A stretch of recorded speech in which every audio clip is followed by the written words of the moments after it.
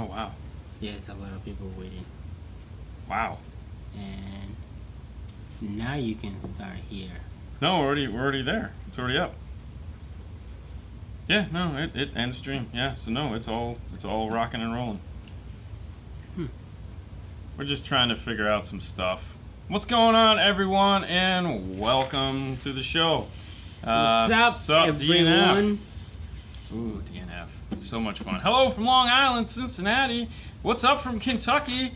Trinidad in the house. You can take the laptop. Tennessee. What's up? Nice appearance on 12 volts this week. It was actually last week, but yes, thank you. We had a great time. That was like the longest show they ever did. It was crazy. So for all you long show likers, great googly moogly. What's up from Norway, Texas, Australia, Canada? What's up? Hey, what's up? Hey boys. What's up? So how's everybody doing? Just to let you know, there has been officially issued a tornado warning for where we're at. So yes. Hopefully that doesn't mean anything. But if you know. Sup, Ramon? Ottawa! I have a secret. Do you want water? So do you. I got one right here, thank you. Always scary to tune in to the video. The first words you hear is, it's up. Oh. What's up, Justin? Idaho! What's up? Freon. Yeah. Freon? Frona? Freon. Yep. California, South That's Carolina, Clint. Dallas. Clint. Was it Clint? Clint? Cincinnati, Idaho, Kingston, San Diego. Have you guys ever used NavTool series of products? NavTool. Oh, yeah. NavTool. We have. Arizona. I prefer NavTV. Let's just go there. Yeah, we'll just say Miami, Louisville, Ooh. Puerto Rico. I like this one. Explorer SD will be Happy there Sunday. in June 24 from Long Island. Maryland, Axeman, what's going on? What's up? So if you guys are going to stop by, like if anyone is in the area and they want to stop by and say hi, obviously right now because of the way the world is, we do have the install bay door closed. It is locked, but don't fear. If you do go over and tell Paul that you're here to visit us because you're fans of the show, that's fine. He'll call us and then we'll unlock the door. We'll put on our masks and we'll all sit around and talk about car audio. You get one of the cool... One of those, the lanyards that are over there. Yeah, that. Wow, you gotta turn all the way, huh? Vancouver, Iraq. What's up from Baghdad? What's up? That's Clint. I see. I told you that was Clint. I'm Phoenix Gold off of... What's up with Phoenix Gold off of all the high-end lines? Phoenix Gold is kind of doing what they want. So you got MX, you got the new version, what is the new one? Do you know what the new one is? I mean, the MX, honestly, the MX is pretty nice. RC no booster. Thank you for the $20, man. Thank you. This is the MX line right here. This is the 5-channel. They make 3 amps. They're all 800 watts. So this is the 800.5. They make 800.2. They make 800.1. I'm sorry, 800.4. So a 4, a 1, and a 5. We just got done doing a video with this. So we finished. We did the last video of the Toyota Tacoma? Yeah. The last video of the Toyota Tacoma. So it gets the 5-channel amp, it gets the subwoofer, it gets a video, and we get to show you that. So hopefully you guys will see that after the Porsche series of videos is done. We'll get back to that. So there's some Phoenix Gold coming up. And of course, Fernando still would like me to do an unboxing and talk about the Zen 9, which I feel is probably, well, I mean, okay. Are you going to take it out? Oh, no. Are you going to take it out? No, you should take it out. I'm not going to take it Just out. bring it down. I'm not going to bring that down. What's up from Vancouver? What you can still get. What's up from Iraq? If you're a Phoenix Gold fan, okay? See this. You can get a really good deal on the TI3 amplifiers, which in my mind is probably right now, as the time goes, the last of the high-end Phoenix Gold amplifiers. These, I'm gonna knock my water off. It's okay, the top's on. These are just badass, okay? They're a beast. I mean, they're just crazy. They got a bunch. They still have them. They're still available. But look at that. That's nice. I mean, isn't this phenomenal? They sound great. It's got power shift. It's got all kinds of amazing features. We actually started doing unboxings with these, and then we found out that well, they're kind of going away so it was like, I guess we don't need to do that. But you could still get them. They're still available. They're still in the warehouse. They're still a current model. So if you want to own a piece of Phoenix Gold history, like, yeah, pick up a set of these, man. Yeah. That's what these are going to be for me. What's up, Victor? What's up, Jason? Jason first in the house. All right, hang on. Panama! Jump. Anyways, NavTool doesn't have, NavTV doesn't have a module for my car. Would you still stay away from NavTool? Yeah. I don't know what you need it for, but have you tried Spiral Audio or Car AV? Car AV is out of UK. Spiral Audio is an importer of them. Car AV is owned by no, Connects 2, not Car AV. Connects the number 2. It's a UK site, but they offer a lot of neat stuff for European cars that like those companies do. I have a C3i 1606. Yep. That's the one I don't have, and I meant they had them on sale, and I meant to buy them, and I didn't. Yeah, I was so pissed. Yeah, that's right. All right, hey Dean. Yeah, hey. Do you offer the stuff that you laser print for the installs? I need a DRC MP mount for an F-150, like you did in the Raptor. What's it for? I mean, what DRC is it? It's DRC MP. MP. What is the MP? I mean... MP. Reach out to me, we'll see what we can come up with. Yeah. It's one of those things that we haven't decided to do yet, but moving forward, I mean, for 2021, we're hoping to have some stuff figured out to where we can start making stuff like that and selling laser parts or CNC parts. We're just not there yet, so yeah, it's getting there though. We're gonna do it. There's no doubt about it. The Epicenter would with anything goes into the subwoofer amplifier. Say that again. The Epicenter works with anything goes into the sub amplifier. Yeah, well, not anything. I mean, you have to have at least 160 hertz. You have to feed it with at least something 160 hertz and below. 160 hertz is kind of like the highest you want to, or the lowest, as it were, you want to feed it. So you'd let the amplifier take care of the crossover. If you're coming like out of a radio or out of a whatever, try to get at least 160 hertz into it for a better sound. For a bit 1 HD. Oh, for that one. Oh, so the same thing we did. So we should have that. Oh, that was tough, man. That's like some fragile ass pieces, because it barely fit. But we'll figure it out. Yeah. I'll see what I can do. What is it? All right, hold on. There's one in here I wanted to do. I'm gonna see if I can get back to it real quick. All right. Hey, Fernando. Hi there. Good vibes. What's up, man? Hey, should I run? Oh wow. Hey, should I run the base knob wire with my power wires or RCA? You can run it with your power wires. Yeah. We typically will run it with our power wires, mainly because it's short. So when we're designing the amp racks, one of the things that we never really talk about is like amplifier placement. We talk about the sense of how we're going to place them and get them to fit. But let's say you have like a lot of room. We'll always put the subwoofer amplifier closest to the power run, and we'll put the highs amplifier closest to the RCA run, so that those two don't cross. So if you go back and you look at some of the pictures, you'll notice that there's like the power wire usually runs along the sub amplifier, because that's the amplifier that's not going to pick up any of the sub, noise or something like that. You don't have to worry about high frequency whine or anything like that coming through the sub amp. It's crossed over. It's not going to happen. So what we'll do is, because of that, the base wire is going to have to go all the way around the passenger side of the car, and it typically won't reach. So we'll run it with the power wires, no issues. One thing I can say, and I've said it before, is when you are running that wire, don't bundle it together with anything. Let it be by itself, okay? So don't tape it up with the RCAs, don't tape it up with the remote turn-on, don't tape it up with the power wire, don't run it through the loom with the power wire. Let it be its own wire. And the reason for that is if there's going to be any problems with the subwoofer level control, 9 times out of 10 it's that frickin' wire. Okay, so if you tape it up with everything and it's all like, yay, and if you got to go back and replace it, it's like, crap. So just let it be its own thing. And just, I mean, you could zip tie it into place. We always zip tie it in there. But it's real easy to just go back and cut like a dozen zip ties, right, than to have to unloom it from the power wire. So just let it be its own thing. Fernando, put on your glasses. Dude, man, I'm trying. This is...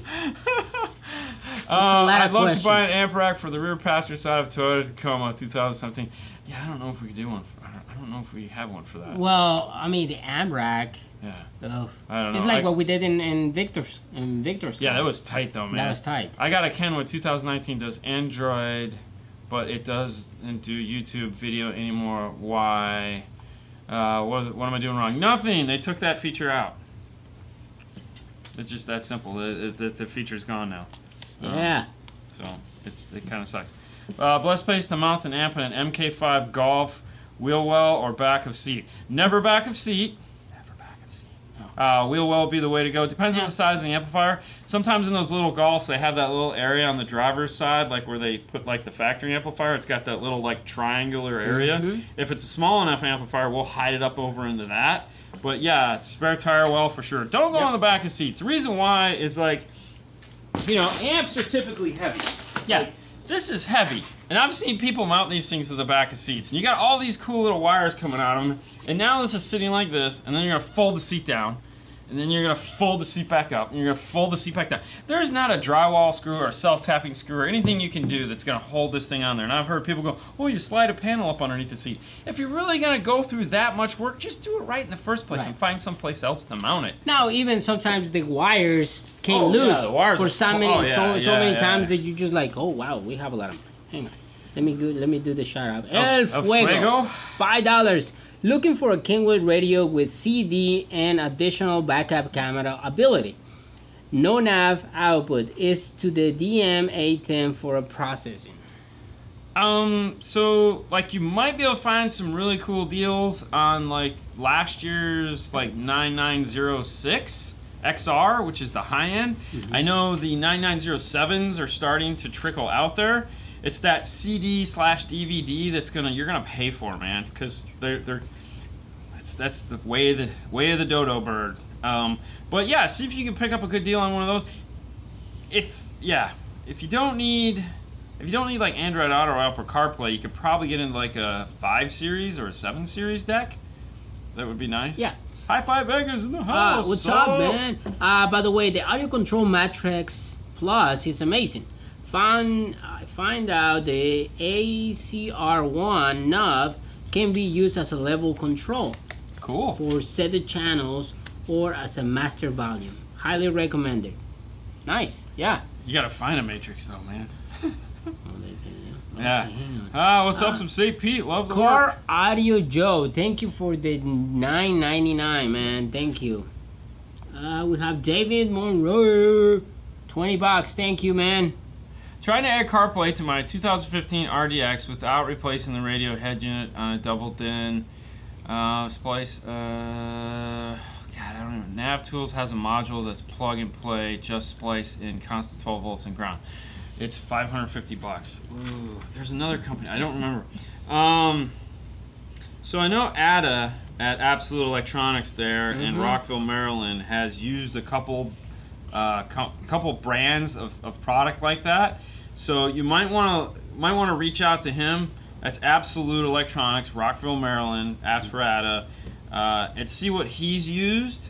He might be able to ship you out whatever he's used in the past. So I would check that because I know he's had success with some of those. All right. Where can I get the 2 done for trucks some boxes that you had on the Ram install? The 2 boxes in the Dodge Ram install. Yes. What box? We're gonna get the 2 domes for boxes. Or like you have, oh, so one? that was the Fox box probably. Like the, you know how it has the things? Okay. That was part of the box. So check Fox Acoustic Fox boxes. Acoustics. Fox, is it just Fox Acoustics? Fox Acoustics. FoxAcoustics.com. They make that box. They also, Frostbite is also making one now too that's a full fiberglass box that's super sexy and totally customizable. So they'll put whatever woofers you want in it. So like if you want to put some square woofers in there, they'll build you a custom box for squares. So they have that also for the Ram now. Rubber Band Hoy. I have old school Focal Utopia components. What amp do you recommend? I like the Kicker Key, but I don't think that's enough power. But it's probably not enough power, huh? No, it's not. It's going to a 2019 RAV4 factory radio. SoCal Utopia 165s. Wow, you know. That's like first generation. Yeah, so here's what you could get though. Okay, so the kicker key is awesome. It's definitely awesome. However, the problem you run into the Toyota off of that factory radio, if it's not JBL, if it is JBL, the Amp Pro TY3 will work with some modifications to the harness. However, now that the kicker key lock is available, which we just put the video up showing you how to do it on subwoofers, but this will turn any amplifier into a key lock amplifier. So with that Toyota, the front stage on that Toyota out of that factory radio, if it's the generic one, it's still EQ'd and still all pass filters and still sucks. And you definitely don't want to feed that into your Utopia. So pick up a key lock, and then you can run the software on this, and that'll flatten that whole thing out, make it super sexy, so that now you can put like a big 4-channel into that. Personally, if it was me, I would go with, if I'm looking to do a big 4-channel on that with a DSP, I would check out the AudioControl D4800. It's 120 watts by 4 with a full DSP, and it has a subwoofer output. So if you're going to do like front stage and a sub, it'll do that. You can DSP in the subwoofer, and it'll be super sexy and a lot of power, and it's pretty compact. It's normal size. So all right, check that out. This is a question that he typed many times. Hey, I have a 2008 Acura TSX. What is the best that I can put on my car? Was thinking going with the Alpine R, Type R's, speakers, leaving my stock radio. What do you think, or what do you recommend? What year Honda Accord is it? It's 2008. Oh, 2008 Honda Accord? No. It's an Acura. Acura, but it's 2008. It's probably still going to have an amplifier. Mm-hmm. I mean, the R-Types are cool. I mean, R-Types are cool, yeah. The R-Types are cool. I have no problem with that. Personally, I might want to think about maybe upgrading to the X-Types if you got it in the budget, because those are going to sound better. But, you know, if the R-Types are in the budget, definitely check those out. I mean, get an amp with a DSP. I mean, I know we say that a lot, but it's like, yeah, amp with DSP. If it's a premium sound system, all right. So, can this go up any? Did this roll down some? No. It feels lower than I normally. It feels lower. Like I keep having to lean into it. Anyway, that was good for me. I know it's perfect for you. You know, now I have to be like this. I'll get you a step stool.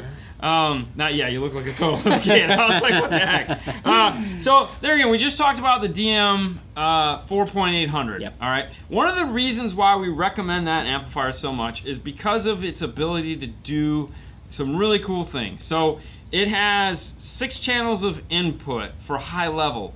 That means on your Acura, if it has the premium sound system and it doesn't have a variable voltage output, which it might actually have variable voltage, which would be cool because then you just add in some RCAs and go.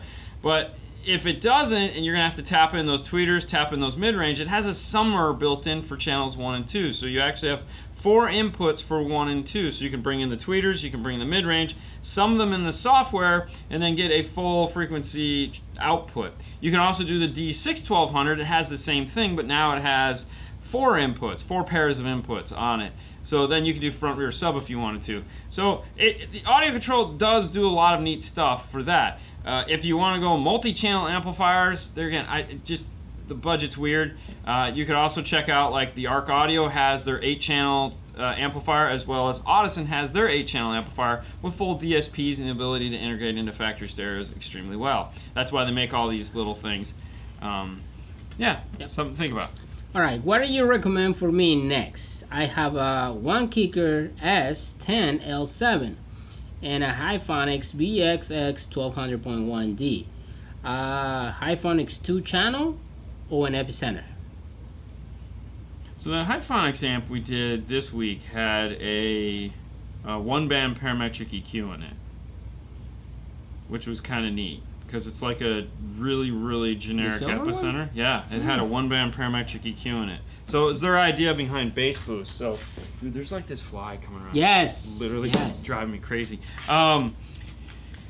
So if the Hyphonics amplifier that you're looking at has that 1-band parametric EQ in it, it's kind of a cool feature. I mean, it's not an Epicenter by any stretch of the imagination, but it does allow you to make the signal really wide and really boomy. It won't do, octave shift that the Epicenter will do. Pardon me, but it'll still add a little bit of fun. Now, if you listen to rock and roll or something that has a really dry bass, then there is really no replacement for an Epicenter style piece of equipment. Will you happen to know the output for the Infinity amplifier on the 1999 Dodge Durango? No, I don't know it, but I don't need to because Metra makes a harness for that. So MetraOnline.com, you can pick up an amplifier bypass harness for that truck. I would definitely get one of those, and that would be way cooler. No, we don't use a dummy load when doing. We don't use a dummy load on the amplifier when doing gain adjust. You don't need to do that. I need another battery. I need a nap. It's a flyby. What's up, guys? What RTA software do you recommend looking to use true RTA? I can tell you with authority, if you follow Andy Waymeyer from Audio Frog on the internet, and if you don't, you should. His politics aside, some of you might like him, some of you don't, I don't really care, but his Audio Frog, or just follow Audio Frog in general, he talks all about it. He makes the UMM1, which is his version of a laptop RTA, which is... Thank you. Vote for me. I'm sorry, it's a UMI1, which is this guy right here. It comes with, it's $200, okay? $200 for the CD that it comes with, it's totally worth it, because this is one of the best CDs ever made for tuning a car. But it comes with the microphone, it comes with everything. What I'm getting at is he recommends REW, which is free. It's free for everyone. Free. Ken Ward, who we talk about all the time when we talk about Educar at Teachable.com, doing his class, he also uses REW, which is there again, free. Sometimes I'm an advocate, of course, for paying for things. However, when the free version does the better job, yeah. Oh no, I didn't want to pay for everything. Get the free. Yeah. Right, hang on. Are the Kicker Comp VX sub is decent, or will the Comp Q be better for a little extra money? Oh my God, are we talking about those subwoofers? Yeah. Oh. I mean, I had the older VX. God, hold on. And that was good. I like it. I got like these big ants on the floor.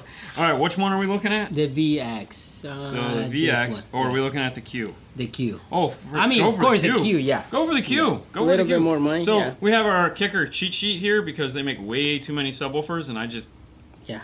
So, yeah, the Q is nice. If you can afford the Q, go for the Q. So the Q round and the Q square are pretty much identical woofers. So what they finally got around to is making square round, square round, square round. And that Comp Q is that's freaking awesome woofer for sure. So if you can get one of those, by all means, rock on. Hey, from California.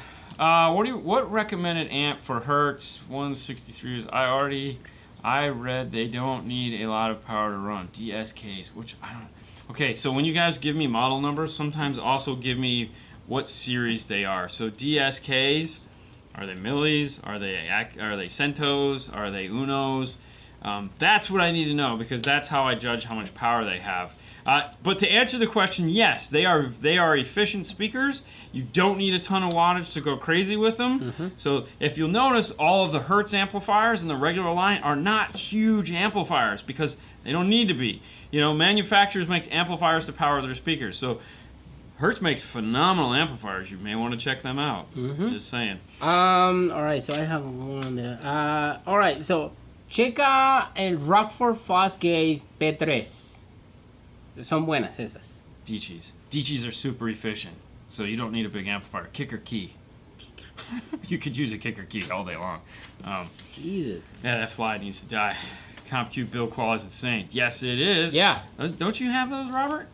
Thought you did. So there was one. All right, someone asked how much power can I put on a factory speaker? You can put a ton of power on a factory speaker. Factory speaker. Yeah. Here's why.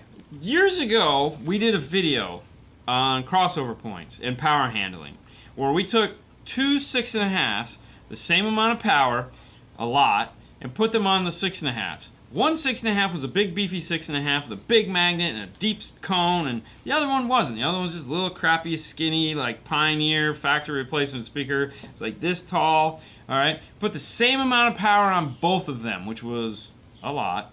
And what you did is as long as you keep the speaker working within its parameters, then it's fine. Okay, so for example, if you have a big beefy 6.5 that's it can play 80 hertz all day long. Okay, roll off at 24 dB and like just boom, boom, boom, boom, sound great. Okay, because it's deep, it has a high power handling, put 120 watts on it. Take that small skinny Pioneer speaker, or that Dici, you put 120 watts on it. Guess what? It can't play that 80 hertz at 120 watts. It's just not going to do that. However, it could probably do it at 120 hertz because you're limiting the movement of the cone, so it's well within its parameters of that power handling. Plays all day long, sounds amazing. The other thing you got to keep in mind too, where a lot of people screw up, is they overdrive the outputs of the amplifier. Someone asked a question about explaining gain overlap. Okay.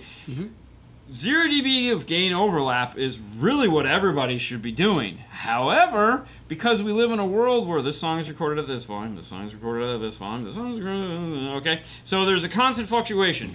You know, if they put a ton of loudness on it, the song is going to be like, oh my god! And if they didn't put a ton of loudness on it, the song is going to be like, can I turn it up a little bit more? So having 5 dBs of gain overlap gives you the ability to have some room. However, most people just go, no, I'm just going to play it at 5 dBs of overlap, which is here's 0, here's 5, it's louder, and I'm just going to play it. Now, depending on the size of the speaker, it can handle more or less. So like a subwoofer, 5 is nothing. 10's cool. Most subwoofers can handle 10 dBs of gain overlap because it's a big motor structure. It can take some abuse. So think of it like the one guy used it as, like, you put the pedal to the floor and just gas it, you know, until the motor explodes. But like you could probably run on a treadmill really fast for a really short period of time. So you know, most subs aren't going to be playing negative 10 dBs of gain overlap for 4 hours. They're going to blow. However, in some situations, like, you know, yeah, it's nice to have. Yep. Okay. All right. Richard, have a question. Do you guys have any recommendations for deep pinning tools for Dutch connectors? So I didn't see any in the tool drawer. There's a couple deep pinning tools on the tool drawer. As far as Dutch connectors go, I don't know. What I have is I have this Delphi right here that I use, and this is on the tool drawer. This is my go-to for everything. I don't care what it is. I make this work.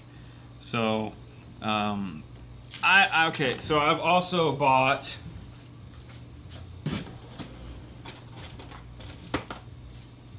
Hold on. What's up from Vegas, Iowa? So these are just the quickest ones I can get onto. So I've also bought this huge deep pinning tool set here, and then I found this one. This one was cool. I bought this because they say this will depin every single pin there is. I found this on Amazon. So it's like this guy here that has like 1 million deep pinning tools. As you can see, it's still in the box because it typically doesn't work. But this is the one I use, Delphi, and there's a link to this on DNF tool drawer. So love the Ballinas, man.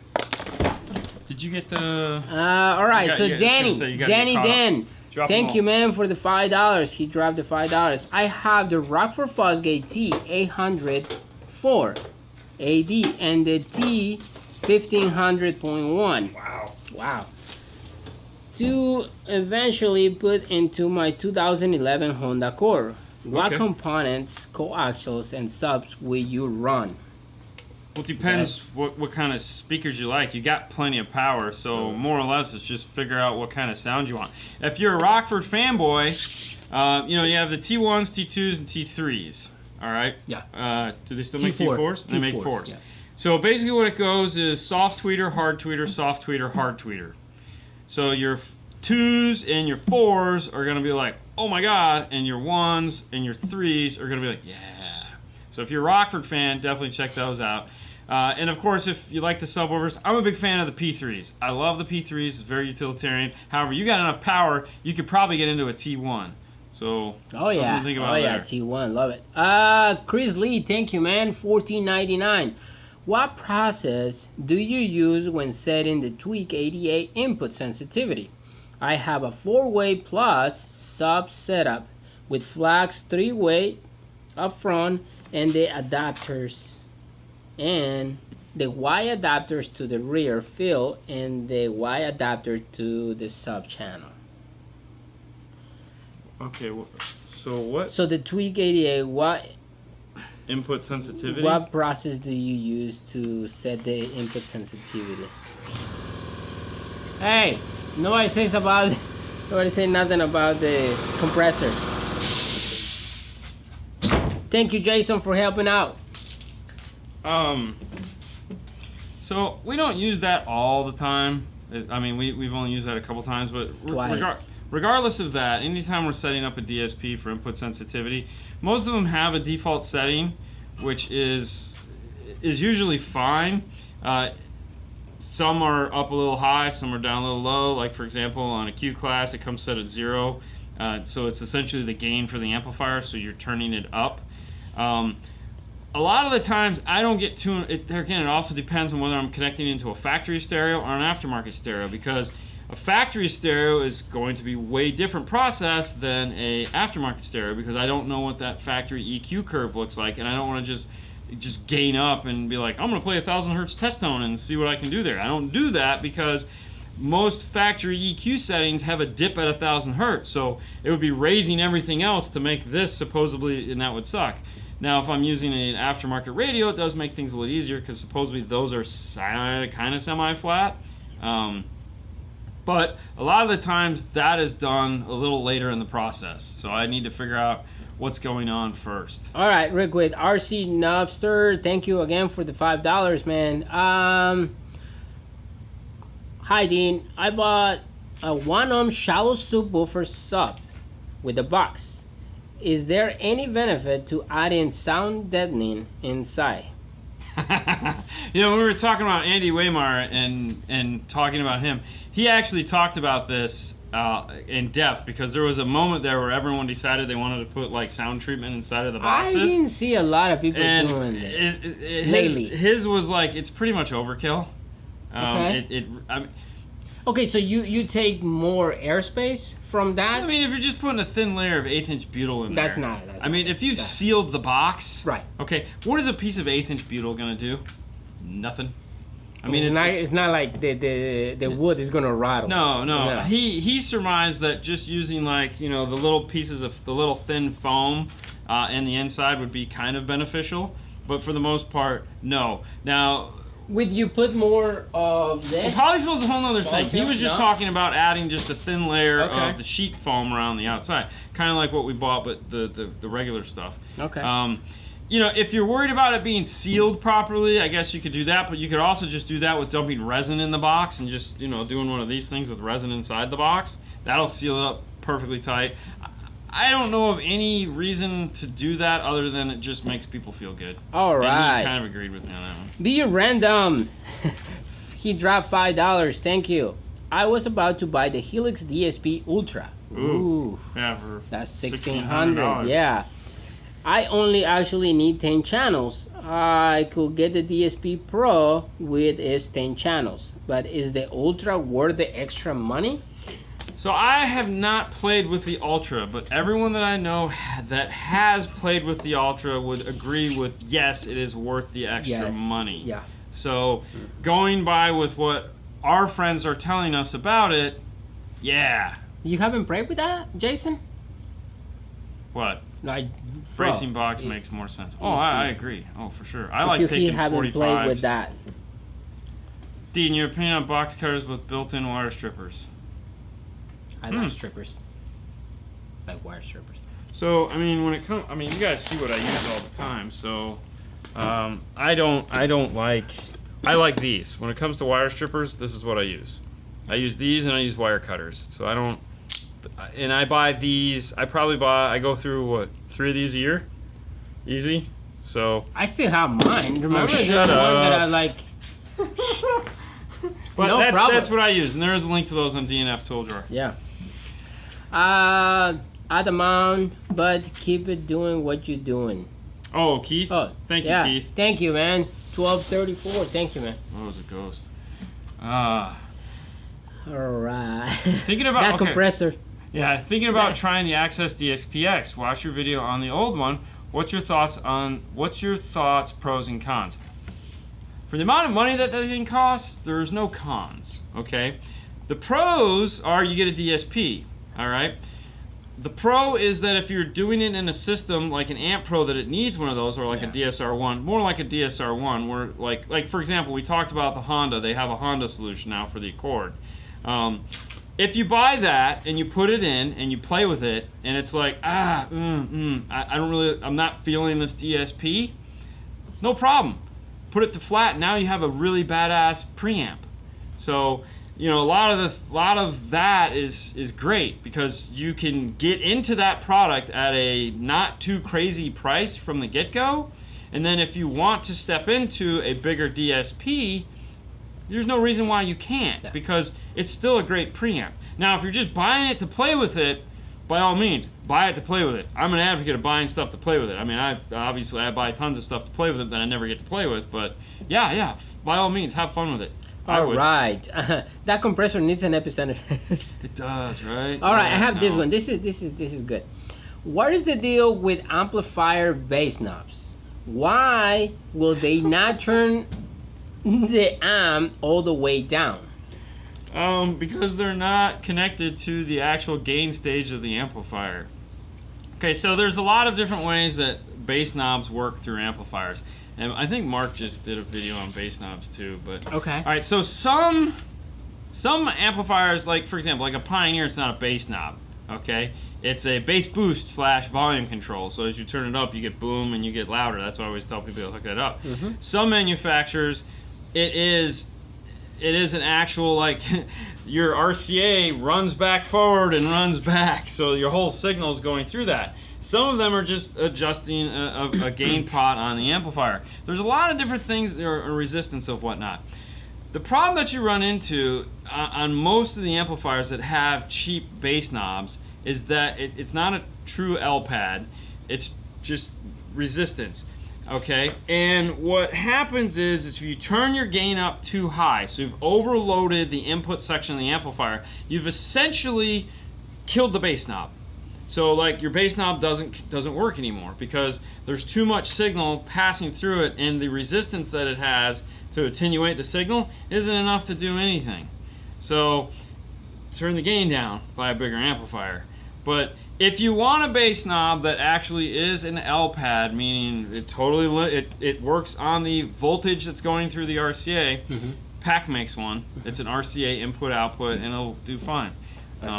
But like most of the amps that we carry, the bass knobs do exactly what they turn it up, they turn it down. You know, except for the Pioneer. Pioneers don't. I mean, some of the cheap amps we have don't, but most of the good stuff. Yeah. All right. Again, not saying you have a cheap amp. I'm just saying it just depends on how they design that circuit. Exactly. And if you turn the gain up too high, it negates the amplifier. All right. I'm gonna say his name wrong, so I'm not gonna say it. When the bass knob gets loose. I just want to say thank you for the $5, and I'm gonna read your question. Any word? Crook. It's not cock. No, but I'm like. It's crook. I know, but. Okay, Mr. Crook.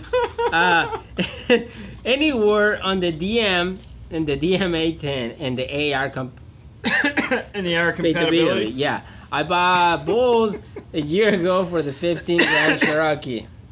Oh, hey, Mom. Hey, Mom. No. You know, we talked to Chris. I talked to Chris a lot this week, and that was not one of the topics we covered.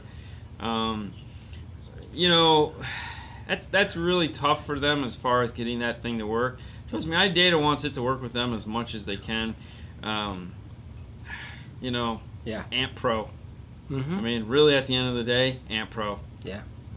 It's disappointing, I know, but Amp Pro.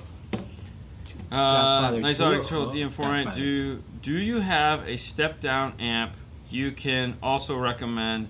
It's a little out of my budget. Actually, funny you should ask. Hold on. All right. Do you have one? Yeah. Really? Yeah.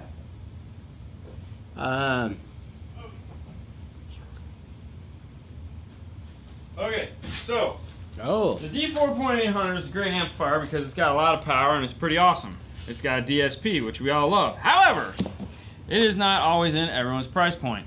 This guy, however, probably will be in your price point. This is the Ground Zero GZ DSP 4.80 amp.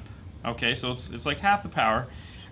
It's a 4-channel amplifier with integrated DSP, 700 watts, all that other crap, Toshlink input, all the fun stuff that you'd want in a DSP amplifier. And it has the output to go off to the subwoofer output, so it's really just a small version of that. It's got the DSP built into it. It's all fun and exciting. It is the amplifier that we will it is the amplifier we will be putting in the Ground Zero build. It's pretty nice. So it is like a junior version of the power that you'd have in the other one. So definitely check this out.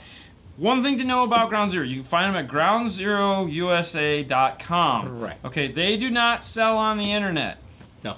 They do have dealers that do sell on the internet, but they don't sell on eBay or Amazon. You have to go through one of the dealers. If you go to groundzero.com, groundzerousa.com, make sure you're in the USA store because this is German. Don't go to the German store. They have a dealer locator. They have a dealer locator, and if there's no dealer in your area, then call them. And Tommy or any one of the guys there that are super helpful will figure out how to get you their products because they want you to have them. Okay. All right. Great show, guys. Any suggestion for a speaker for a 2009 Miata? Any way to get bass without using trunk space? Bass, like no, a lot of bass. No. God no. I mean, the bigger, the more expensive mid bass you buy, the more bass it's gonna have. But it's still a mid bass. And you don't know if it's gonna actually clear your window because some of these mid basses. What year is it? 9. What year? 9. 9? 09? Yeah. Check out. Okay. I have a solution. We've actually done it. This 7-inch? Yep. The Kenwood 7-inch. We did it in that red one. Yep. Yeah. Yep. I mean, you're gonna get some. You're gonna get the most bass. If you're looking for like a bass, yeah, if you're looking to remove these, it's not gonna happen. No. But check out the Kenwood Exelon 7-inch. They make 2 versions of the speaker. One that's this price and one that's this price. Pick either one. They're both spectacular. Put a little bit of power on it. Don't just plan on doing it off of the 18 watts out of the deck. That'll be silly, kind of pointless. Kenwood also makes a small little microamp, or pick up a kicker key. If you pick up a kicker key, you can go full active front stage, and it'll be EQ, time of line, and sound awesome. And if you don't want that, you can just turn off the dip switches. So I would pick up a kicker key, run full active. That would be awesome with that tweeter, active on that tweeter. Oh God, yeah. And then look at the Kenwood Exelon 7-inch. Hey Thor, thank you, man. Wish people didn't focus solely on loud bass. You know, it's funny, Am, when we're tuning a car, the subwoofer is really the last thing we worry about. It always comes in at the end just because, but no, it's. I was like, oh my God. I'm not, it's not a big deal to us. No. Bobby, if you, no, that's not gonna fit in you Pioneer amplifier. Reducer from 0 gauge to 4 gauge. Oh God, it doesn't fit. Well, you have to use a distribution block. I mean, you'd have to like jack the amplifier up because of that stupid input that they put at that 30-degree angle. Hate it. I was kind of like, oh my God. Oh, his name? No, ISK 3000. I'm like, anyway, hang on. Okay. Ravi, thank you for the $5. Can I connect two DS18 8-inch? I was like 2 DSPs. Yeah. 2 DS18 8-inch mids, 275 RMS each, and 2 super tweeters, 200 RMS each, to one of the channels of the Kicker KX 1200.2 amplifier rated at 20 ohms, 16. What's 2 ohms? Yeah, it's at 2 ohms. Oof. I mean, I think those are like what, 4 ohm or 8 ohm? I mean, if they're 8 ohm speakers, yeah. If they're 4 ohm speakers, you're gonna be 2 ohm. You're gonna be running it kind of hot for those tweeters to be on there. Yeah. So, I mean, why not just get a 4-channel? I mean, I would just get a 4-channel. They make some really big 4-channels. Yes. But you got to keep it above the ohm load.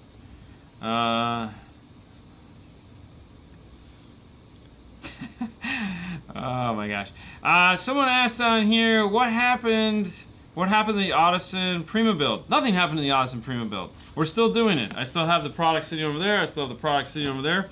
It's called time. That you don't have. We've been swamped here, so we haven't gotten to any of the extracurricular activities. It is scheduled to get done at some point. Trust me, it's my wife. So, I mean, we have to get his wife's car done before we get my wife's car done. So, and we have a backlog of stuff we need to get to. Oh, so, we have a lot of stuff that we need to do. And believe it, right now, we've been just hammered. So, no, it's going to get done. I want to get it done because it's going to be super cool. But patience. Patience, please. All right. Let me see. Finally picked up a Moscone, on your recommendation, and it sounds great. Oh, that would be the Bluetooth dongle, guys. Yep, $300, a Bluetooth dongle. Let me know if you like it, because honestly, I like it.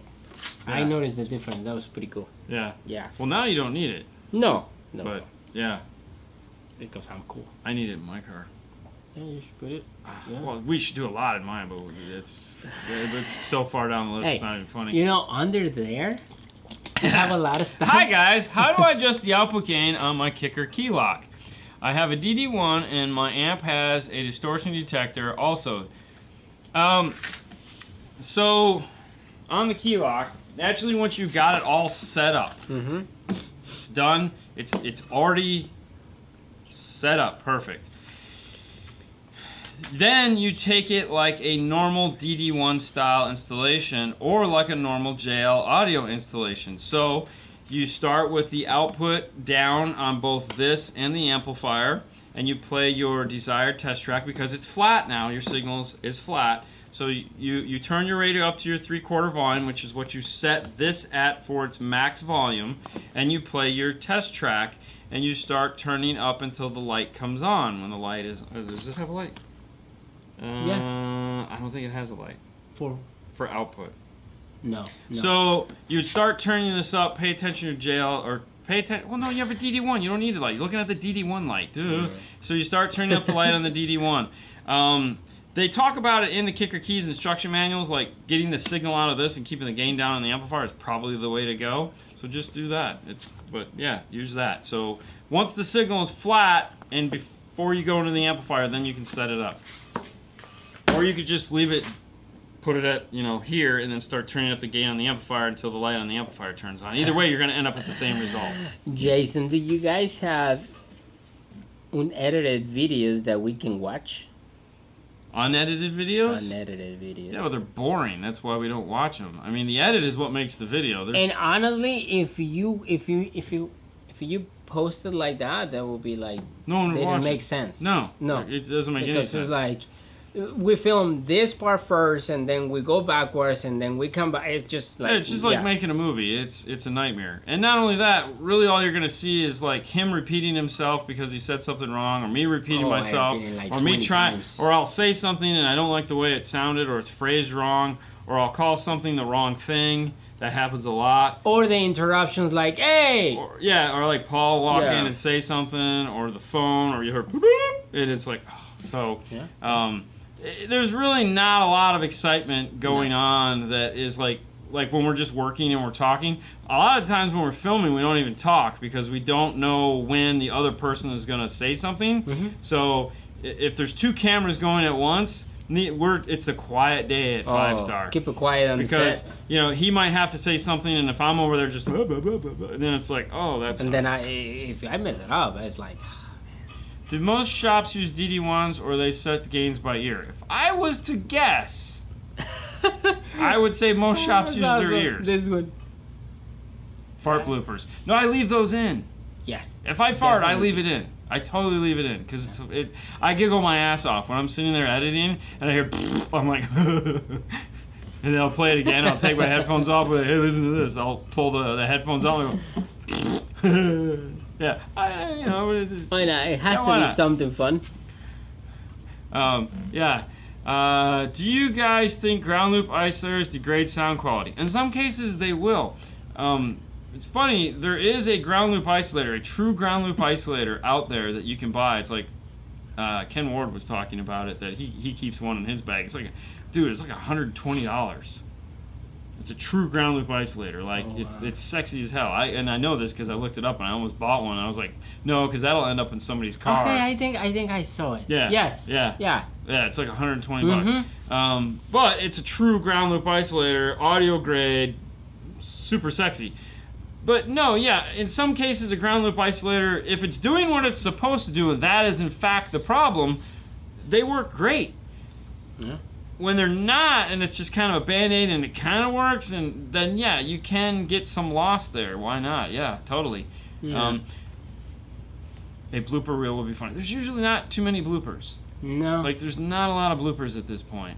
It was before. There was in the beginning, but we don't have any of that stuff. No. And when we did silly stuff like that, you guys really didn't get it. So that's why we stopped doing it. Because it just... you don't have a DD1, Jason? Really? Lies. That's crazy. I mean, maybe. Eddie Murphy taught me fart jokes. Never get old. Right? Yeah. Oh, wait. Hold on. Dude, seriously? Right now? We're talking about it. Loud and clear 6.5 components. It doesn't smell. Loud and clear 6.5 components. Focal integration. Focal access. Kenwoods. I don't know. Does Alpine have a graphic EQ on a double DIN? No. They stopped doing that. Like the ERE G320 doesn't exist anymore. I love this one. Okay. Charles. Hey guys, send you an email on Monday about my ILS 430 and the gear I have for it. I haven't heard nothing back. This has been a real busy week, so you probably won't hear back be until... patient? Yeah, just be patient. Sometimes calling, like if you don't hear anything in 2 weeks, just call Paul. Sometimes emails get shuffled. But right now we're so busy. But yeah, we're like a month out right now on stuff like that. So it's as far as booking those cars. Yeah. William, thank you for the $5, man. I like this one. How many hours of work for a 20-minute video? So it's about 10 to 15 minutes per minute of video. Okay? So when we put out a 10-minute video, it takes hours. All right, so most nights I start at 10 and end at 2. This week, you know, it was so funny, dude. It's like, it was my birthday, guys. All right, and like the girls wanted to spend time with the dad and do dinner and like have a normal night. And I still stayed up and put out a video for you guys to watch. And some dumbass, and I'm just gonna call him that, was like, dude, I'm tired of these little short videos. Like, dude, you're lucky you got a video, all right? I mean, come on. 10 minutes. Yeah, okay. My answer to that is always the same. If you think you can do better, start making your own damn videos, put up a channel, and let me know how it works out for you. It's hard work, guys. It's hard work. Jason can testify to that, right, Fro? It ain't easy. It ain't easy. You know? It's tough. And you guys can follow Fro, Stereo Can, on YouTube. He hasn't. He just. Hey, man. Yeah, no, it's just follow them. That's fine. Kirkham, $10. Thank you. Thank you guys for sharing your skills and experience. 2014 Tundra. Do I need to disconnect the factory tweeters and center channel when installing the Kicker 6x9 coax all doors using the Kicker 5-channel amplifier? No, you don't have to. The center channel probably, but the tweeters, no. If you want them to be loud and be in there, go for it. I mean, I love short videos. I like videos at a normal length, but yeah, no, you can totally. You can leave those tweeters play. It'll just add volume to the overall system. It's perfectly fine. All right. Have you guys installed a set of Morel Virtus Nanos? Yeah, that's what I was looking for. If you saw how they sound. They sound incredible. They sound nice. Oh my gosh. We did them in the Honda. We did them in the Honda Accord. We did twice. Did we do them twice? Yeah, we did. We did them twice. All I remember is the Honda Accord. Yes, so we had a customer come in with a Honda Accord. And of course, as we've talked about before, Hondas really have a crappy, like, unless you're going to cut, and this guy was like, I don't really want to cut. And I was like, okay, cool. So we put those in there, and it was like, oh my God, these things are amazing. They're truly amazing. Bit of inside baseball. So once we get the full, we had William Berg make us the cool speaker boxes. Yeah. So and then I just got in. I just ordered in, so I'm going to mount these, the cool little connectors that you use for pro audio. These are going to clip into the back. So I got this side. I don't have the other side yet. Kind of. What? We're going to put some acoustic foam. I just got all this egg crate foam in to put on the inside of the boxes, of course, because we want to make sure that it's super awesome. But the first speakers we are going to test. Oh, and we got another surprise we can't talk about yet. But the first speaker we are going to test is going to be those, because they've been sitting over here, dying to be tested, and we're going to test those first. So. All right, William, thank you again for the $10. Hey guys, I got my system installed by a shop, and now I have a noise in my tweeter when my amplifier powers on and when my RPM goes up. Yeah, it's called engine noise. I'm pretty sure I hear the tweeter getting really louder. Is there any fix? There's always a fix. It sounds like you have some form of engine noise problem, that's the problem, is that fixing that is going to be tough. Some engine noise is simply caused by the gains being up too high. Some engine noise is caused by using cheap RCAs. Some engine noise is caused by using good RCAs on cheap equipment. Some engine noise is caused by a bad ground, or a bad ground plane, or a bad ground plane at the radio or the amplifier. There's a lot of problems that can cause that. Sometimes it can be caused by the tweeter being too efficient and just picking up all kinds of noise. So, the problem is now figuring out what it is. That's going to be fun, and that always is fun. So, you're going to want to talk to whoever put it in and see where they're going to help you out. Might just be the gain is up too high. A lot of shops, like someone asked, how do most shops set that? Well, that would be just turn the gains up. Turn them up until it sounds good. You might need to turn the gain down, and then if the problem goes Try away, that, then you probably need more power. More power, less gain. So if you have like 25 watts and you have the gain turned up, you get noise. If you have like 50 watts and the gain turned down, it's just as loud, no noise. Yeah. So. All right, noise. He dropped the $5 again. Thank you. I listed the JL Audio 6.5 speakers. That's like a free air design. That sounds awesome. Is there any other brand I can go with that would sound close to my boat?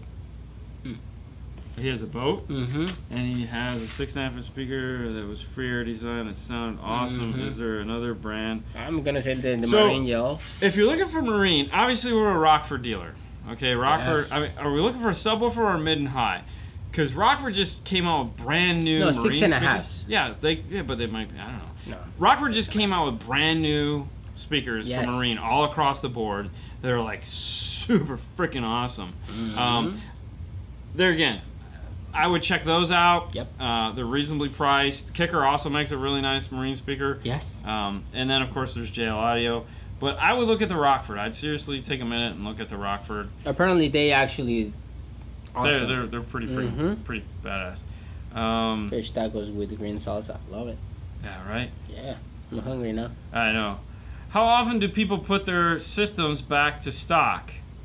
Very rarely. Very rarely. Yeah.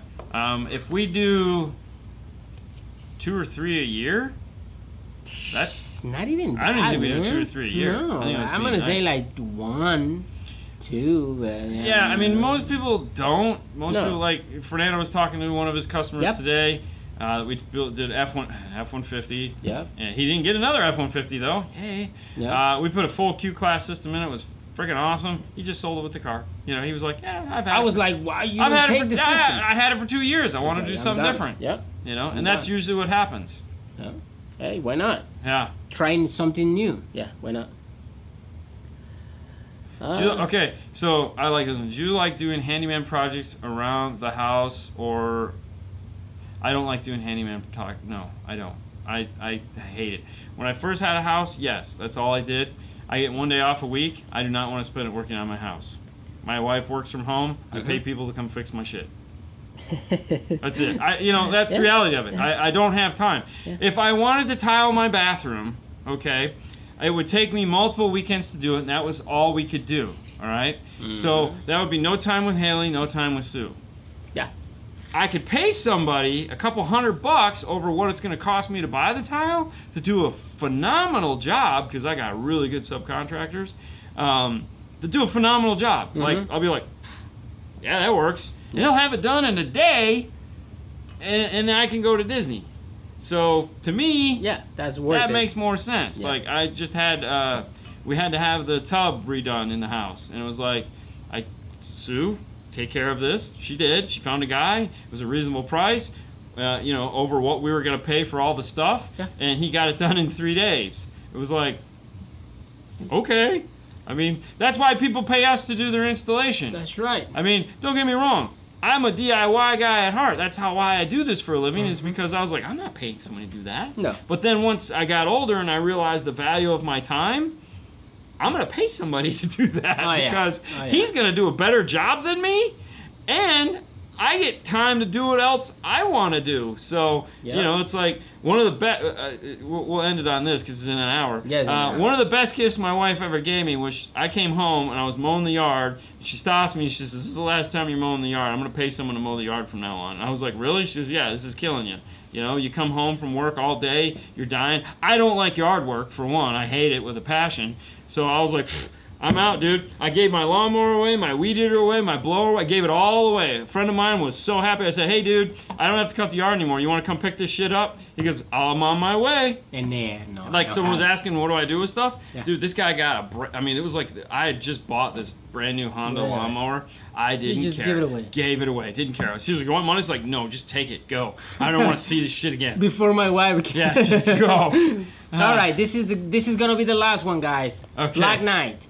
He dropped the $4.99. Thank you. Hello. I bought the LC7i audio control. How do you connect the power and the ground? What size of cables, power and ground? Any fuse needed? A fuse is needed if you're going to be a long distance away. So if like it's going into the trunk, I would recommend probably putting a fuse at the feed source. So like if you're going to tap in behind the radio, put like a 7.5, 10 amp fuse there to protect the wire. Yeah. You don't need one at the unit itself. It's not important. We use 18 gauge wire, which is basically the same size as remote turn on. So, you know, we have a Christmas tree version, you know, rainbow of colors for that. So you can run the same remote turn on wires as far as that same thickness of wire. We obviously have yellow, black, and blue. And that's what we use for that. Don't use ferrules at all on those Phoenix connectors. Everyone wants, it's like, I can't, it's not what they're made for, man. Just strip the wire. If you want to, put a little solder on it, and then just tighten the thing down. Make sure it's super tight, and that's all you have to do for those. Don't put ferrules on them and jam them into the holes, because the ferrules don't sit right. It's just ridiculous. Yep. But that's it, guys. All right, guys. Thank you, Jason. See you later. Stay dry. It's raining here. Apparently, Toronto's 4th of July is coming, so make sure you head over to Teespring/store/5star to pick up your 5-star? American flag 5-star shirts. The stars are little 5 stars. That's my It's super cool. Shush. DNF Tool Drawer is the place you can find all the cool stuff that we talk about. All the cool tools, test tones, any tool that we use is there. The links work, and if they don't, text me. I'll make sure they do. I went through a couple like last month and fixed everything. Yep. Other than that, Patreon. Patreon. You can find us on Patreon. You can find the second YouTube channel, which is like this channel. We cut it all up in little pieces, and we try to put out a bunch of shows a week. Dean and Fernando car stereo clips. Go subscribe and share it. Yeah. And then, of course, if you're into clean wire, like a lot of you guys are, you can go to the Clean Wire Club on Facebook. We're having a lot of fun with that. Oh, yeah. We've just changed some of the policies as far as that goes. So, like, people have been putting up things that are a little Yeah. And, of course, then they get hammered. And we've kind of asked people, like, don't hammer them. Just give them constructive criticisms. And then we take the picture down. Because at the end of the day, we want pretty pictures. But if you do make a really pretty picture and, like, everyone's awesome about it, your picture is going to go onto the top of the page. So you're going to get that top page picture for a week. So definitely submit your stuff. And have a lot of fun with it. Favorite restaurants. Do you have any favorite restaurants? I don't really have any favorite. I mean, we just have the ones we go to, but none of them are really my favorite. It's really weird. Everyone, listen, it's the weekend. things are starting to open up. Beer, wine, bars. Everyone's out there having a good time. Clubs are starting to go whoop whoop. So, don't drink and drive. No. Because if you do, you might hurt somebody. We don't want that stuff because that sucks. So, you know, put a mask on, sit in the back of your Uber and Lyft, get home safe, spayed and neuter your pets, you know, all that good stuff. Because Monday we'll be back again on Facebook, having fun with y'all, doing the Facebook Live show where we get to answer more questions and have more fun and hopefully talk about all our weekends and how we made it there. So you guys have a great weekend. Enjoy yourselves, and we'll catch you next week. Bye.